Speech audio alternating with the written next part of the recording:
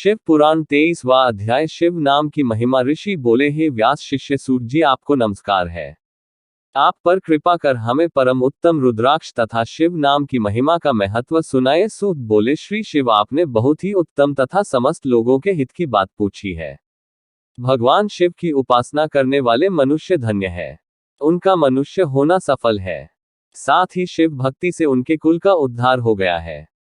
जो मनुष्य अपने मुख से सदा शिव और शिव नामों का उच्चारण करते हैं, आप उनका स्पर्श भी नहीं कर पाता है। बस रुद्राक्ष और शिव नाम त्रिवेणी के समान महत्वपूर्ण में है। इन चीजों के निवास और दर्शन मात्र से ही त्रिवेणी के स्थान का फल प्राप्त हो जाता है। इनका निवास जिसके शरीर में होता है, उसके दर्शन से भी सभी पापों का विनाश हो जाता है। भगवान शिव का नाम गंगा है, विभूति बसम जमुना मानी गई है, तथा रुद्राक्ष को सरस्वती कहा गया है। इनकी संयुक्त त्रिवेणी समस्त पापों का नाश करने वाली है। इस भ्रष्ट ब्राह्मणों की महिमा सिर्फ भगवान महेश्वर ही जानते हैं। यश नाम का महत्व समस्त पापों को हर लेने वाला है। शिव नाम आदमी है और महापाप पर्वत है। इस तकनीक से पाप रूपी पर्वत जल जाते हैं। शिव नाम को जपने मात्र से ही पाप मूल नष्ट हो जाते हैं। जो मनुष्य इस पृथ्वी लोक में भगवान शिव के जाप में लगा हुआ रहता है, वह विद्वान, पुण्यात्मा और वेदों का ज्ञाता है।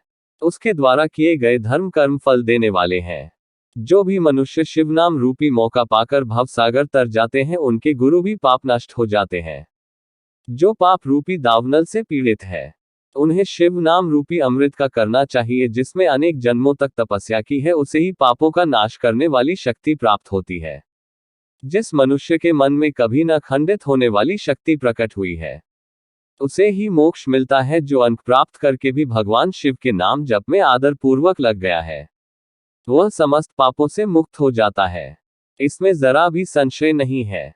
जिस प्रकार जंगल में दावनल से हुए वृक्ष भस्म हो जाते हैं, उसी प्रकार से दावनल से धोकर उसके सारे पाप भस्म हो जाते हैं। जिसके बस लगाने से अपवित्र हो गए और जो आदर सहित शुभ नाम जपता है, वह इस भवसागर से पार हो जाता है।